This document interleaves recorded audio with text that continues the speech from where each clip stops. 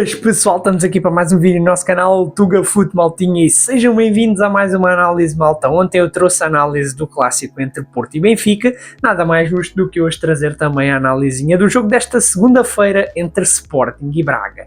Vamos lá para o jogo em Alvalade, só para dar um contexto. Na primeira volta foi um jogo mágico, né, que foi a despedida do Amorim do Sporting, que o Sporting venceu em Braga, o Braga por 4-2 depois de ter estado a perder por 2-0, mas desta vez não foi o conto de fadas que foi o primeiro jogo, já que é um Sporting diferente, com muitas lesões, com vários problemas e com um novo treinador, um novo estilo de jogo e um Sporting mais fraco também, né? Vamos falar disso, falando dos 11 primeiramente, malta. Do lado do Sporting, algumas alterações. O Sporting voltou a estar com o sistema de 3 centrais típico de Ruben Amorim. Debasse mais uma vez a jogar no meio campo. Ele tem estado muito bem no meio campo nos últimos jogos, mas este jogo não lhe correu bem.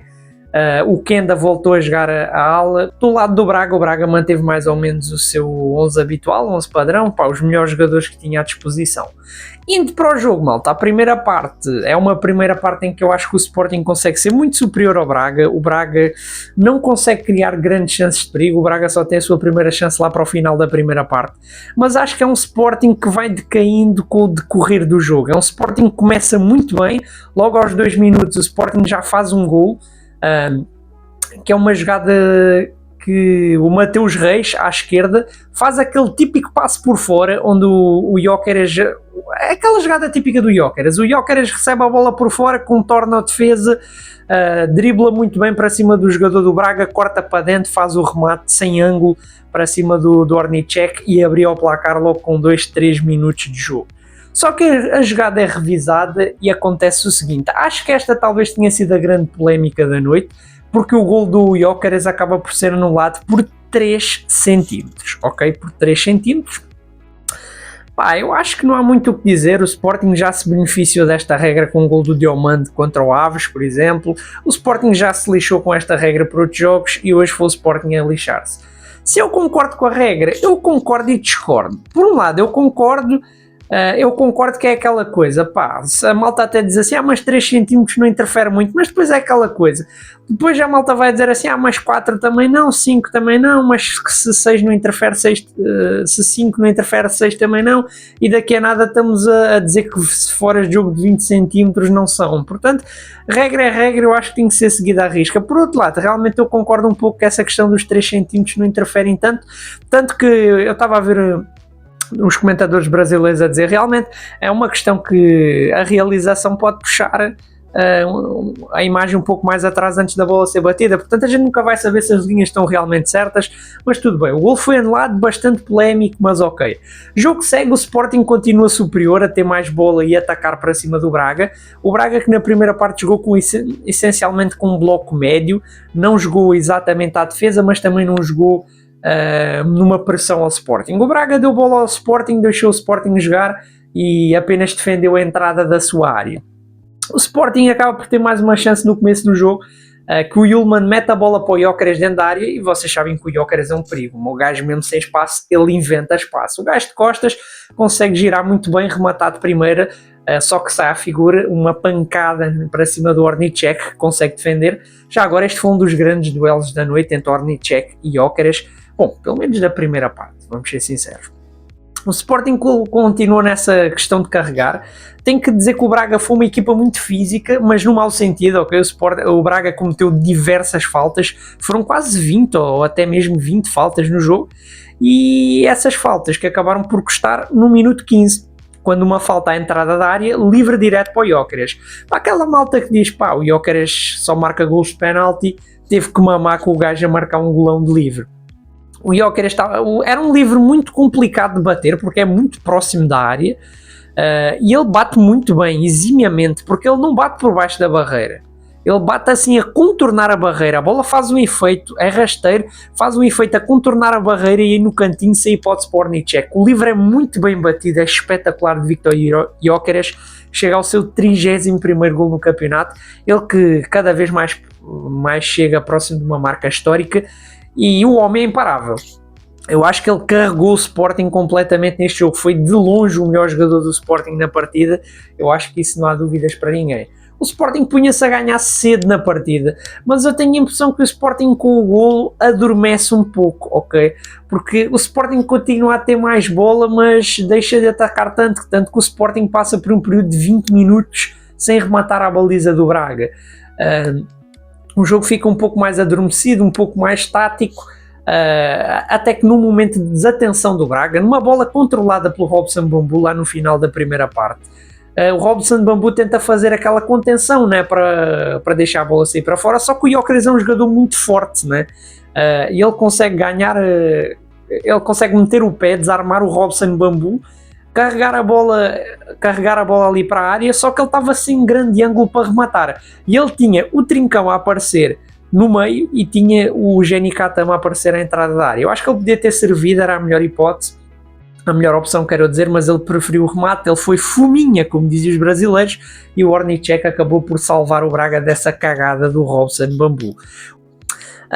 Continuando o jogo, malta, eu tenho a impressão que o Braga cresce bastante no final da segunda parte, tanto que até consegues ter uma oportunidade a partir de um erro do Sporting. O Debas tem ali um erro no meio campo, o Braga recupera, o Zalazar carrega a bola até a entrada da área e tenta surpreender a defesa do Braga com um remate fora da área, e ele surpreende bem, só que o Rui Silva estava atento, vai buscar a bola no cantinho e fazer uma bela defesa. Portanto, o Braga já deixava ali o seu primeiro aviso no finalzinho da primeira parte.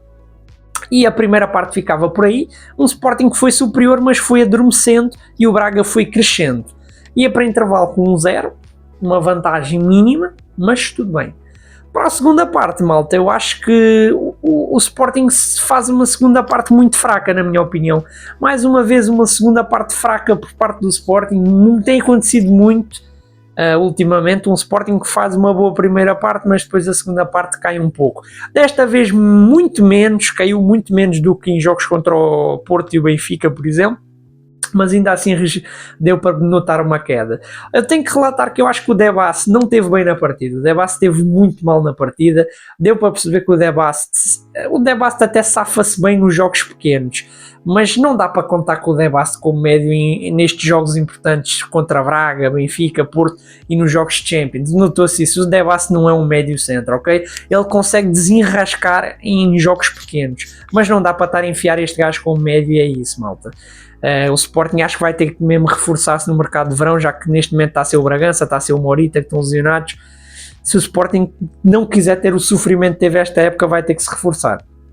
Outro jogador que eu acho que teve um pouco mal nesta partida talvez tenha sido o Trincão. O Trincão é aquele jogador que ele teve bons momentos e maus momentos no jogo, ok? Ele teve grandes momentos ali a queimar linhas, a driblar jogadores do Braga, num contra um muito bem, só que depois a tomada de decisão de Trincão foi muito pobre na partida, como é em muitas das partidas. Falta-lhe aquela tomada de decisão melhor para talvez ele afirmar-se mais nesta equipa do Sporting.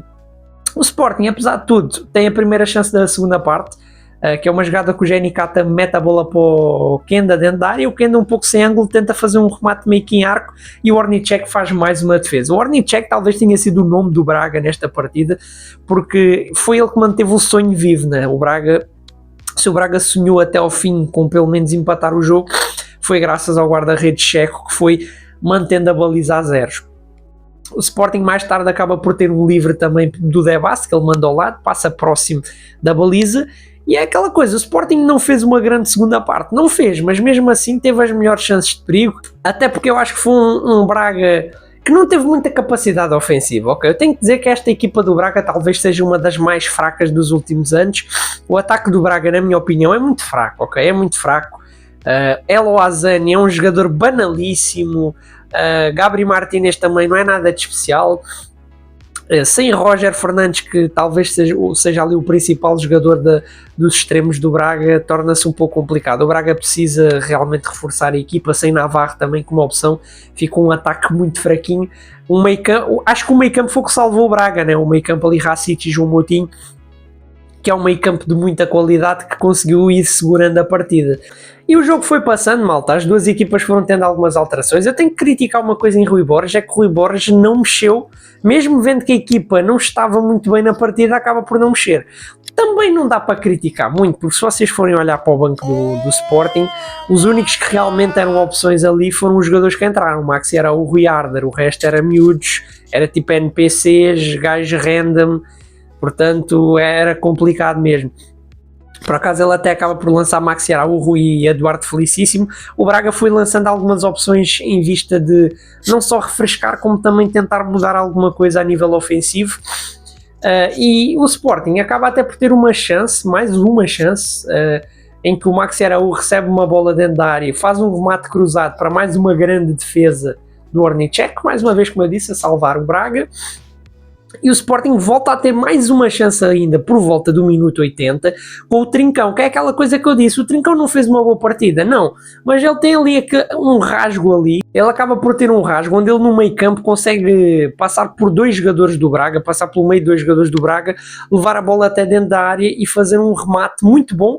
Assim, o remate não é grande coisa, é aquela coisa que eu disse da tomada de decisão, ele faz um remate um bocado à figura, sem muita dificuldade para o Ornicek, acho que não... Era a melhor opção, mas podia ter feito muito melhor. O Sporting foi desperdiçando essas chances todas, não foi aproveitando as chances que tinha, foi adormecendo na partida e o Braga eventualmente acaba por chegar ao golo. Eu vou dizer que o Braga mereceu o golo do empate. Epá, não, apesar do Sporting ter feito um jogo muito adormecido, até foi muito melhor que o Braga em todo o jogo. Mas o Braga, como o futebol pune, o Sporting errou muitas chances e o Braga foi lá e fez o golo. Cruzamento para dentro da área do Zalazar, se não me engano. O Afonso Patrão, que tinha entrado aos 83 minutos, jovem da formação, jogador de 18 anos, ponta de lança de 18 anos do Braga, sobe de cabeça no meio do Diomande e do Eduardo Quaresma a desviar. Ele até cabeceia de uma maneira um bocado estranha, mas empatava para o Braga fazendo o 1-1. Balde de água fria tremendo para o Sporting a 3 minutos dos 90 levar o golo do empate quando teve o jogo inteiro em vantagem e podia ter ampliado para 2-3-0. Foi um balde de água fria tremendo com certeza para o Sporting. O Sporting não teve capacidade para reagir a esse golo do Braga, o Rui Borges até tentou lançar o Arder, eu acho que essa substituição foi um pouco tarde, acho que o Arder podia ter entrado mais cedo. É um jogador muito raçudo, é um jogador que dá muito à equipa, dá muita energia, muita vontade. Acho que por uma entrada mais cedo podia ter mudado alguma coisa. O Sporting, apesar de tudo, não consegue criar nenhuma chance até ao fim. O último grande acontecimento que temos no encontro, até a expulsão do João Moutinho, já nos desconto aos 90+4, o Moutinho que já tinha visto um cartão amarelo na primeira parte, se eu não me engano, e ele acaba por chegar atrasado ali no Arder e acaba por levar um segundo cartão amarelo e ser expulso. Portanto, João Moutinho, que já vinha sendo vaiado no estádio de Alvalade, saiu mais vaiado ainda porque saiu expulso. Mas o jogo acabou assim mesmo, malta. Empate de 1-1 entre Sporting e Braga. Vou falar sobre o resultado para as duas equipas. Do lado do Braga foi um grande resultado, porque o Braga não faz um grande jogo, consegue arrancar um empate na Bacia das Almas, basicamente em Alvalade. Um ponto importantíssimo, coloca o Braga no terceiro lugar com um ponto a mais que o Porto, ok? O Braga que está nessa luta pelo terceiro lugar com o Porto, para entrar no pódio. Portanto, é um grande resultado para o Braga, uma equipa que não fez um grande jogo. Para o Sporting é um péssimo resultado, porque estamos a 6 jornadas do fim e o Sporting perde a liderança com o campeonato já na sua reta final. Do Sporting que já estava há 10 jornadas ou mais na liderança do campeonato, perde numa das horas mais importantes da reta final. Um Sporting também que, assim, pôs-se a jeito, vou ser sincero, o Sporting merecia a vitória, mas pôs-se a jeito e acabou por levar este balde de água fria. O Sporting fica a 2 pontos do Benfica e neste momento o Sporting ainda depende apenas de si, porque o Sporting, se ganhar todos os seus jogos, ainda é campeão, mas deixa as coisas muito mais complicadas, malta. Basicamente foi esta a nossa análise, espero que vocês tenham gostado. Não se esqueçam que amanhã vou estar a trazer predicts dos quartos de final da Liga Europa e na quinta-feira vou estar a trazer o resumão da Champions. Sim, eu vou agrupar os 4 jogos e vou trazer num vídeo só, malta. Portanto, não se esqueçam de deixar o like e inscreverem-se no canal. Portanto, fui.